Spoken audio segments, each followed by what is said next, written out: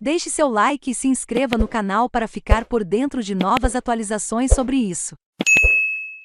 Até aqui, percebeu? A antecipação das celebrações do Dia da Vitória em Moscovo continha várias coisas apetitosas. A principal, no entanto, era o que poderia constar do discurso de Vladimir Putin. Cada vez mais sensíveis à comunicação, e com o fascínio que sempre exercem os maus, fez-se um retrato a priori que, para dizer a verdade, já quase dispensava o que o líder da Federação Russa entendesse por bem proclamar. Comparações e similitudes com Adolf Hitler, e com as suas várias campanhas de agressão, análise da dimensão cênica da cerimônia, há ou não a força aérea a sobrevoar a Praça Vermelha, etc. Quase demos por certo que ia haver uma declaração formal de guerra à Ucrânia.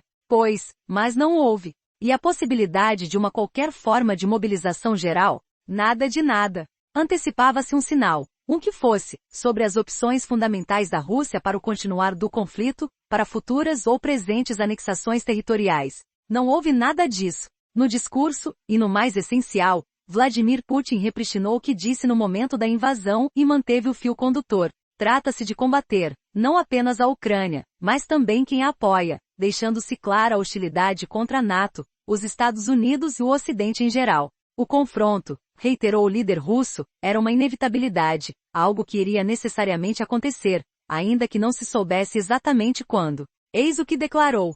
Tudo indicava que seria inevitável um confronto com os neonazis bandeiristas, com os quais contavam os Estados Unidos e os seus parceiros mais recentes. E continuou dizendo que o perigo aumentava a cada dia. A Rússia repeliu esta agressão de uma forma preemptiva. Esta era a única decisão correta, e foi uma decisão atempada. A decisão de uma nação independente, soberana e poderosa. É interessante ver como, ao arrepio dos factos, a liderança russa continua, na aparência, de modo imperturbável, a justificar a invasão de 24 de fevereiro. E não é menos interessante como continuamos a assistir, aqui e ali, a exposições as mais objetivas, em que, sempre condenando a invasão, se encontram logo 3 ou 4 razões que não justificam a agressão, isso nunca nem pensar, mas nos permitem compreendê-la, entender as suas razões. E por isso, como é claro, justificá-la. O diabo costuma estar nos detalhes, aqui está nos enquadramentos, nas contextualizações. Isto faz-se de uma forma relativamente simples. Os factos concretos principais não se contestam, contornam-se, e passa-se logo adiante. Anexação da Crimeia, ocupação parcial do Donbas a partir de 2014, invasão em larga escala em 2022.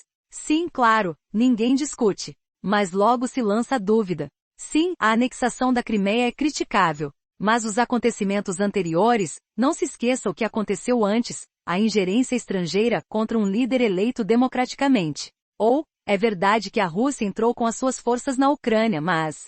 Vem sempre o mas. Mas isto, mas aquilo. Aquele que assiste a esta profusão de adversativas, já confuso, está muito perdido no meio de um meandro de factos e factozinhos que desempenham a mesma função no discurso que as bombas de fósforo branco num teatro de operações. Primeiro, um brilho muito intenso, depois, uma cortina de fumo que já não permite ver um palmo à frente do nariz.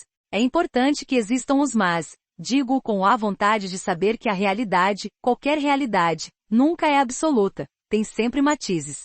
Porém, como neste caso, é possível, e mais do que possível, é dever de consciência, evitar algumas técnicas habituais de desconversa. A primeira consiste em, apresentado um ramalhete de factos composto para facilitar a nossa tese, estabelecer uma relação quase afetiva com o agressor. A Putin, coitado, não lhe restava outra alternativa. Fez mal, mas o que fez tem de se compreender, sentia-se objetivamente ameaçado. É muito importante que se invoque com frequência a objetividade, sem subjetividade e equivalentes.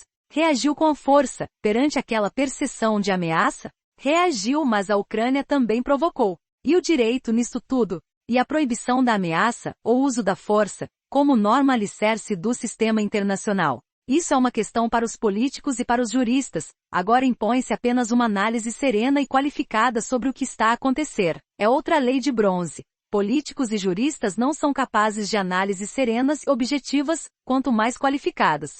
Logo a seguir, mais uma bateria de mas, poréns, contudos e não obstantes. A Ucrânia estava a adotar uma postura mais agressiva, e até, imagine-se o topete. Tinha dado a entender que pretendia recuperar o território que lhe foi confiscado em 2014, e ainda abusou mais da sua sorte, legislou sobre o assunto.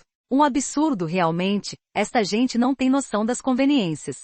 Depois, lá está. Depois, lá no fundo não se pode queixar. A segunda linha de razões, uma espécie de batalhão de razões reservistas, costuma ser aquilo que aconteceu depois de o então presidente Yanukovych ter sido derrubado, em 2014. Tudo, afinal, serve para neutralizar, para amaciar o desvalor das ações da Federação Russa. Apenas um exemplo, entre tantos.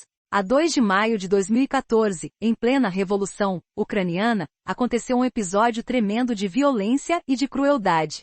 Foi ele o incêndio na casa dos sindicatos, em Odessa, em que morreram queimadas vivas várias dezenas de pessoas tidas como anti-Maidan. O Conselho da Europa constituiu um painel internacional independente, que no seu relatório não considerou que se pudesse dar como provada uma relação de causa e efeito entre aquelas mortes e uma vontade deliberada dos manifestantes que encurralaram aquelas pessoas no edifício. Deu como provada, isso sim, a negligência e omissão dos bombeiros, que tardaram vergonhosos 45 minutos para responderem. Mas, admitamos, este é um crime horrendo imputável àqueles que apoiavam o novo poder. Dê-se isso de barato.